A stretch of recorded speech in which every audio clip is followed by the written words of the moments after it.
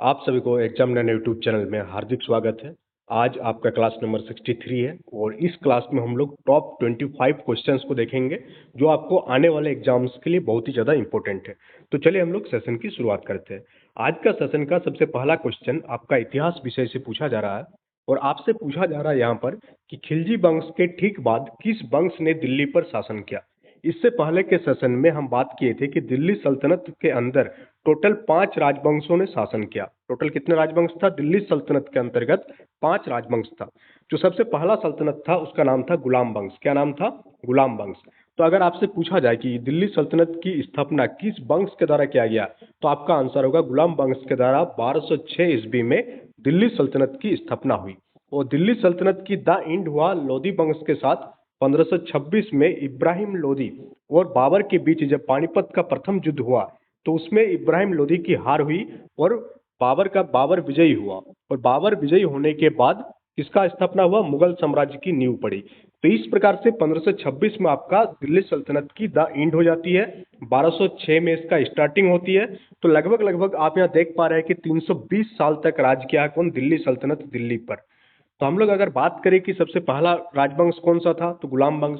गुलाम वंश कब से कब तक चला? 1206 से 1290 तक। ये डेट भी कभी कभी पूछ दिया जाता है। खिलजी वंश का टाइम फ्रेम क्या है? 1290 से 1230। तुगलक वंश का कौन है? 1320 से 1414। फिर सैयद वंश, फिर लोधी वंश। अगर हम लोग इसका क्रम आपको पूछा जाता है कि क्रम क्या है तो गुलाम के बाद खिलजी, खिलजी के बाद तुगलक, तुगलक के बाद सैयद और सैयद के बाद लोधी। ये आपको ट्रिक वगैरह के झंझट में नहीं पड़ना है। 2-4 बार आप क्वेश्चन करेंगे तो आपको अपने आप पता चल जाएगा कि कौन किसके बाद आता है। तो क्वेश्चन पूछा जा रहा है आपसे कि खिलजी वंश के ठीक बाद किस वंश ने दिल्ली पर शासन किया। तो खिलजी वंश के ठीक बाद जो है तुगलक वंश के द्वारा दिल्ली सल्तनत पर शासन किया गया। चलिए हम लोग नेक्स्ट क्वेश्चन की ओर आगे बढ़ते हैं। और नेक्स्ट क्वेश्चन आपका इंडियन इंडिपेंडेंस से पूछा जा रहा है, भारतीय स्वतंत्रता आंदोलन से। यहाँ आपसे पूछा क्या जा रहा है कि पूर्ण स्वतंत्रता प्री इंडिपेंडेंस यानी पूर्व स्वतंत्र यानी आज़ादी से पहले के भारत में कुछ एक्ट लागू हुआ था और उसके साथ साथ उसका ईयर दिया हुआ है। तो कौन सा युग्म सही है ये पूछा जा रहा है। सबसे पहला एक्ट है आपका आपके पास Arms Act 1878, vernacular press act 1879 and Ilbert bill 1890। तो आपको बता दें कि आर्म्स एक्ट जो है जो क्या था, जो शस्त्र वगैरह रखने का, खरीदने का, बेचने का जो नियम था वो 1878 में ही आया था। तो पहला स्टेटमेंट आपका बिल्कुल सही है। बट अगर हम लोग सेकंड एक्ट के बारे में हम लोग बात करेंगे, वर्नाकुलर प्रेस एक्ट, जो कि प्रेस से रिलेटेड था, तो ये आपका आया था 1878 में। कब आया था? 1878। तो वर्नाकुलर प्रेस एक्ट आपका 1878 में आया था, बट यहाँ लिखा हुआ 1879। तो ये स्टेटमेंट आपका गलत हो गया। अगर हम लोग इलिवर्ट बिल के बारे में बात करें तो ये बिल क्या था कि पूरा देश भर में एक ही प्रकार का फौजदारी कानून लागू करने के बारे में था। और ये एक्ट आपका आया था 1883 में। कब आया था? 1883 में। तो इस प्रकार आप यहाँ देख पा रहे हैं कि दो बिल का जो डेट है वो गलत है, बाकी एक ही बिल का डेट यानी ईयर सही है, जो कि है आर्म्स एक्ट। तो इस प्रकार से इसका आंसर क्या हो जाएगा? अगर हम लोग ऑप्शन की ओर जाएंगे तो ओनली वन इसका सही उत्तर हो जाएगा। क्या हो जाएगा? ओनली वन, आर्म्स एक्ट का जो ईयर दिया हुआ 1878, ये सिर्फ सही होगा। हम लोग आगे बढ़ेंगे नेक्स्ट क्वेश्चन की ओर। और नेक्स्ट क्वेश्चन आपसे पूछा जा रहा है कि 1994 में किस शहर में प्लेग का प्रकोप था। तो प्लेग एक जानलेवा बीमारी था उस टाइम और अभी भी है। तो ये कौन सा शहर में सबसे ज्यादा फैला हुआ था 1994 की अगर हम लोग बात करें तो 1994 में आपका जो सूरत है, सूरत में प्लेग का प्रकोप था। नेक्स्ट क्वेश्चन की ओर आगे बढ़ेंगे हम लोग। और नेक्स्ट क्वेश्चन आपसे पूछा जा रहा है, ये थोड़ा सा कॉन्सेप्चुअल क्वेश्चन है और as a teacher and teaching exams इस टाइप के क्वेश्चन आपको देखने को जरूर मिलेगा। पूछा जा रहा है यहाँ पर कि महिलाओं और पुरुषों के गुणों के बारे में अक्सर बिना किसी आधार के विश्वासों और अपेक्षाओं का एक साझा लोकप्रिय समूह क्या है। यानी महिलाओं और पुरुष का गुणों के बारे में जो भेदभाव किया जाता है या जो बाइफरफेक्ट करते हैं हम लोग, मतलब दोनों को हम लोग अलग अलग सोचते हैं, ये किस प्रकार का रूढ़ी है।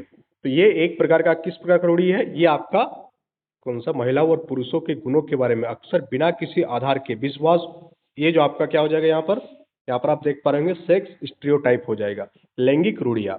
जब हम लोग मेल एंड फीमेल के बीच अलग अलग करते हैं, इसको बाइफरफेकेट करते हैं, तो उसे हम लोग क्या बोलते हैं? सेक्स स्टीरियोटाइप, लैंगिक रूढ़ी के अंतर्गत ये आपका आ जाता है।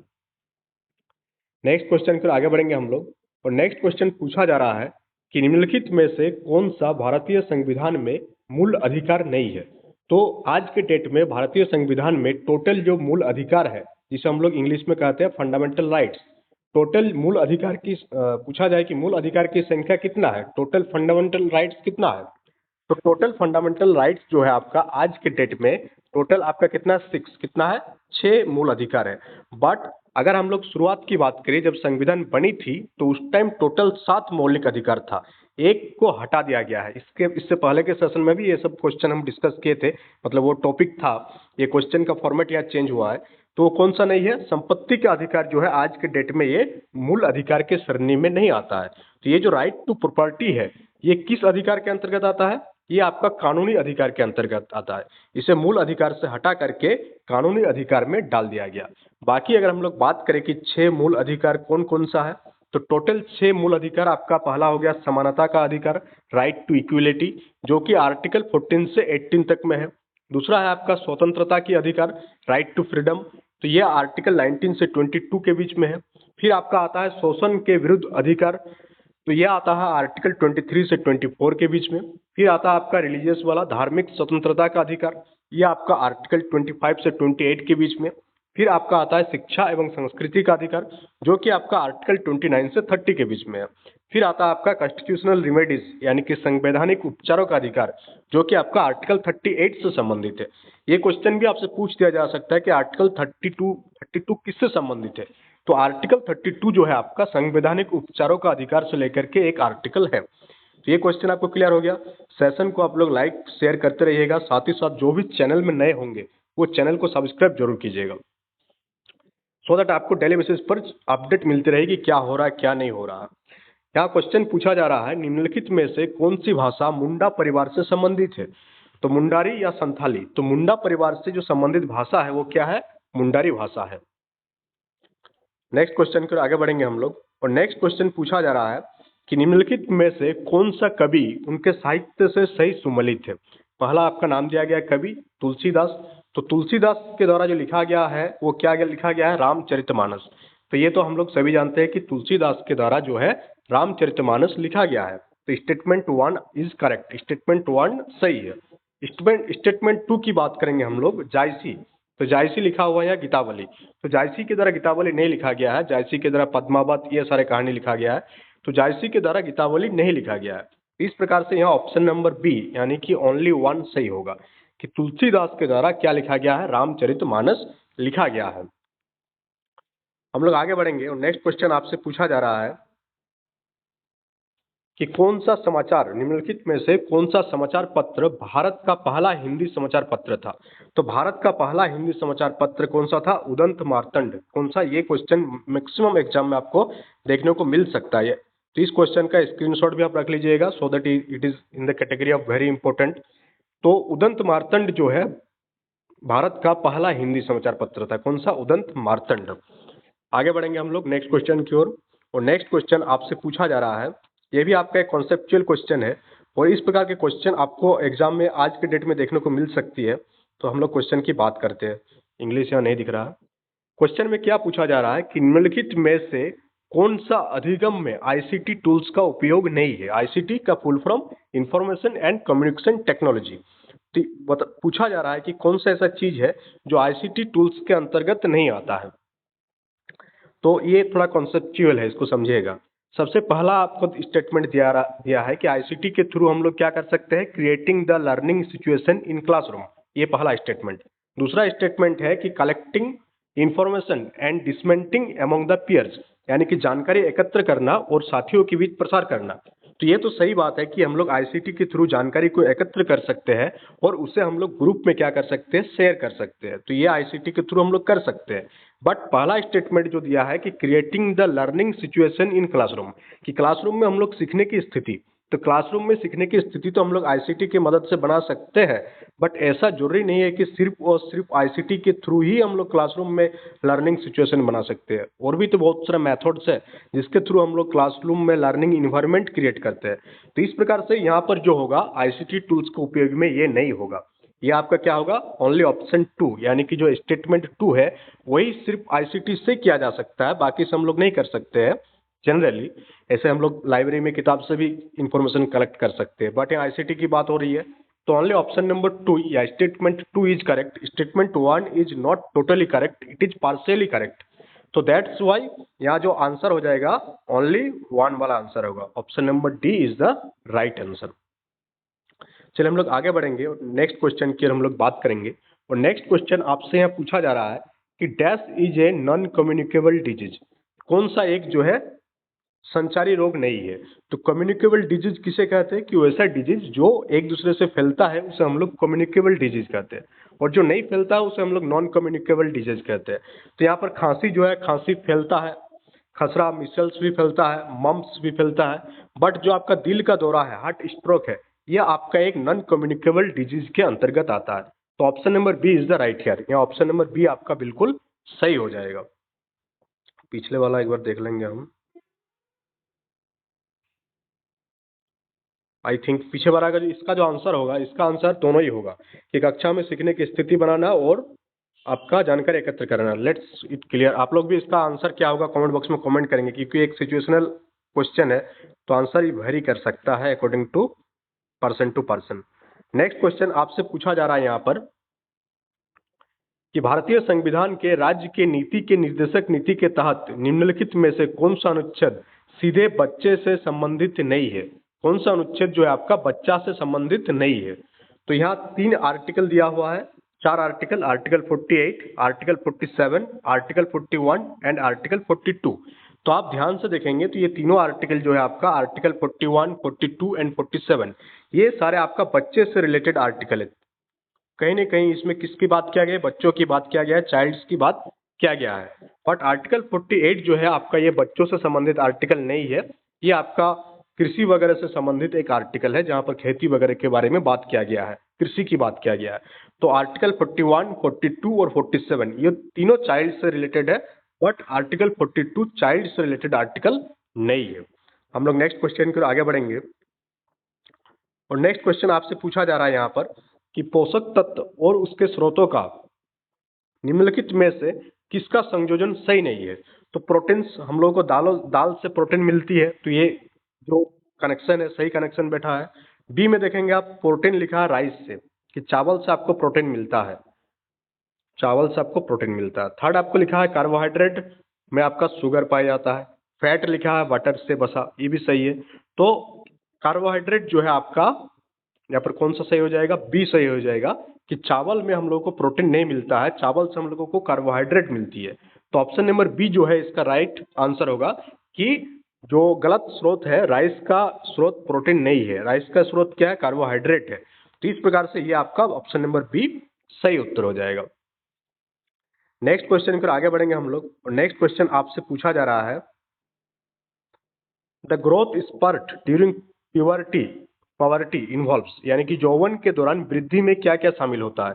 तो यौवन जब बच्चे ग्रो करता है पॉवर्टी के टाइम, तो उस टाइम क्या होती है, rapid increase in height and weight, वजन और ऊंचाई में तेजी से वृद्धि होती है, ये सही बात है, उस टाइम वृद्धि का टाइम है। सेकंड, इसमें changes in internal organ size, आंतरिक अंगों के आकार में भी वृद्धि होती है। तो यहाँ पर दोनों स्टेटमेंट सही है, इसलिए बोथ 1 एंड 2 सही हो जाएगा। क्या हो जाएगा, बोथ 1 एंड 2। तो इसका ऑप्शन नंबर सी बिल्कुल सही उत्तर हो जाएगा। नेक्स्ट क्वेश्चन पर आगे बढ़ेंगे हम लोग और नेक्स्ट क्वेश्चन आपसे पूछा जा रहा है कि अक्टूबर 1937, कौन सा, अक्टूबर 1937 में वर्धा में आयोजित अखिल भारतीय राष्ट्रीय शिक्षा सम्मेलन में शिक्षा की योजना किसने रखी थी। तो 1937 में अखिल भारतीय राष्ट्रीय शिक्षा सम्मेलन हुआ था। कहाँ हुआ था, वर्धा में हुआ था, जो कि आपका महाराष्ट्र में है। कब हुआ था, 1937 में हुआ था। तो उस टाइम शिक्षा की प्लानिंग को लेकर के, एजुकेशन कैसे डिलीवरेट होगा ऑल ओवर इंडिया, इसके बारे में एक सम्मेलन हुआ था और ये सारे बातें रखी गई थी किसके द्वारा, महात्मा गांधी के द्वारा ये सारे बातें रखी गई थी। नेक्स्ट क्वेश्चन पर हम लोग आगे बढ़ेंगे। नेक्स्ट क्वेश्चन आपसे पूछा जा रहा है कि 2005 में किशोरावस्था शिक्षा कार्यक्रम यानी कि एडोलसेंस एजुकेशन प्रोग्राम, जो कि कब लॉन्च हुआ था, 2005 में लॉन्च हुआ था। तो ये जो लॉन्च हुआ था 2005 में AEP एडोलसेंस एजुकेशन प्रोग्राम, ये कौन सा डिपार्टमेंट के द्वारा लॉन्च किया गया था। तो ये लॉन्च किया गया था MHRD डिपार्टमेंट के द्वारा, ministry of human resource and development, जिसका नाम बदल कर क्या कर दिया गया है, एजुकेशन मिनिस्ट्री, शिक्षा मंत्रालय कर दिया गया। पहले क्या नाम था, एमएचआरडी नाम था, और एमएचआरडी के द्वारा ही एडोलसेंस एजुकेशन प्रोग्राम लॉन्च किया गया था। नेक्स्ट क्वेश्चन फिर आगे बढ़ेंगे हम लोग, और नेक्स्ट क्वेश्चन आपसे पूछा जा रहा है कि आरटीई अधिनियम यानी right to education, RTE act कब आया था, 2009 में। तो आरटीई एक्ट 2009 के किस अनुच्छेद के तहत स्कूल प्रबंधन समिति यानी कि एसएमसी, स्कूल मैनेजमेंट कमेटी के गठन का प्रावधान है? तो आरटीई एक्ट 2009 के अकॉर्डिंग जो आर्टिकल 21 है उसके अकॉर्डिंग ये बात किया गया कि क्या किसका गठन करना होगा, एक स्कूल मैनेजमेंट कमेटी का गठन होगा जो स्कूल की जो देखरेख है, एडमिनिस्ट्रेशन वगैरह, पढ़ाई लिखाई ठीक से चल रही है कि नहीं, मिड डे मील ठीक से चल रही है कि नहीं, ये सभी चीज़ों की देखरेख के लिए क्या गठित किया जाएगा, स्कूल मैनेजमेंट कमेटी। तो आर्टिकल 21 इसका सही उत्तर हो जाएगा।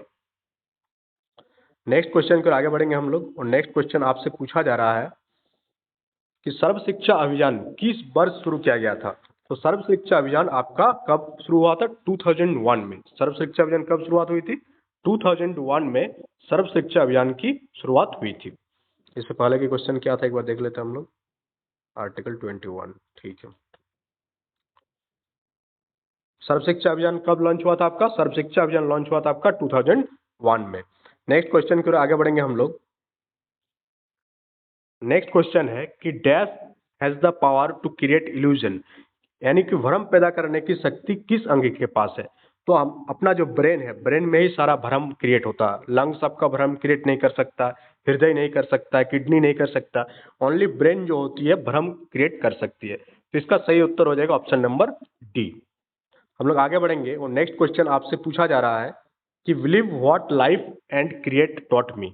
किताब का नाम क्या है, believe what life and cricket taught me is the autobiography of, ये किसका ऑटोबायोग्राफी है? तो ये आपका सुरेश रैना का ऑटोबायोग्राफी। किसका, सुरेश रैना का ऑटोबायोग्राफी जो है क्या है, believe what life and cricket taught me.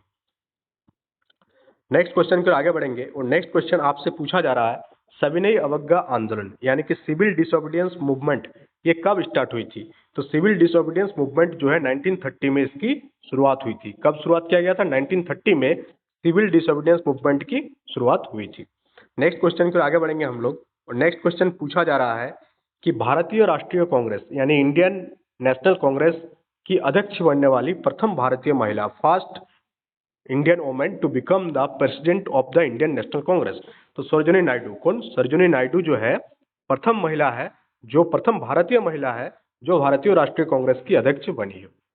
Next question पर आगे बढ़ेंगे हम लोग। नेक्स्ट क्वेश्चन आपसे पूछा जा रहा है यहाँ पर कि मांजरा किस नदी का सहायक नदी है? तो मांजरा किस नदी का, तो आपको बता दें कि गोदावरी नदी का जो सहायक नदी है, ट्रिब्यूटरी है, कौन सा है, मांजरा। गोदावरी को दक्षिण की गंगा के नाम से भी जाना जाता है। किस नाम से, दक्षिण की गंगा के नाम से भी गोदावरी नदी को जाना जाता है। नेक्स्ट क्वेश्चन की ओर आगे बढ़ेंगे हम लोग। नेक्स्ट क्वेश्चन आपसे पूछा जा रहा है यहाँ पर, दो स्टेटमेंट दिया गया है। पहला स्टेटमेंट आपका दिया गया है कि बर्ड्स आर आइसोथर्मिक एनिमल्स, यानी कि पक्षी जो है वो समतापी प्राणी होती है। और सेकंड आपका स्टेटमेंट दिया गया है कि मैमल्स आर एसिम्प्टोटिक प्राणी, यानी कि स्तनपायी जो है वो असमतापी होती है। तो कौन सा स्टेटमेंट सही है इसके बारे में आपको बताना है। तो आपको बता दें कि पक्षी जो होती है वो कौन सी होती है, आइसोथर्मिक एनिमल्स होती है, और साथ ही साथ जो मैमल्स होती है, जो स्तनपायी होती है, ये भी आइसोथर्मिक एनिमल्स ही होती है, जैसे जो कि हम लोग हैं।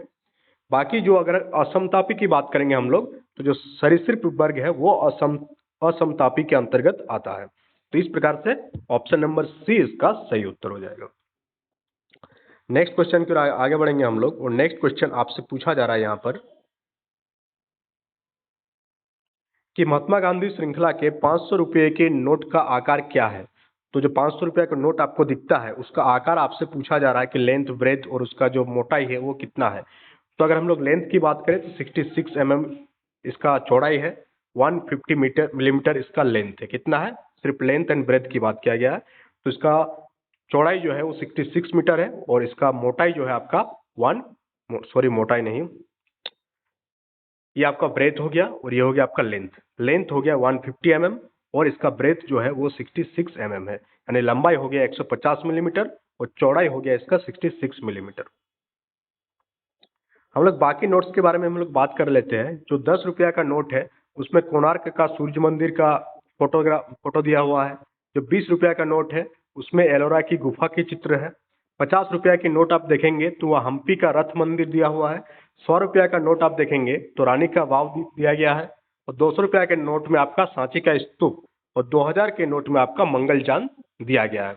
ये भी कभी कभी पूछा जा सकता है कि हम्पी का रथ मंदिर किस नोट में है, 10 रुपया, 20 रुपया, 50 रुपया।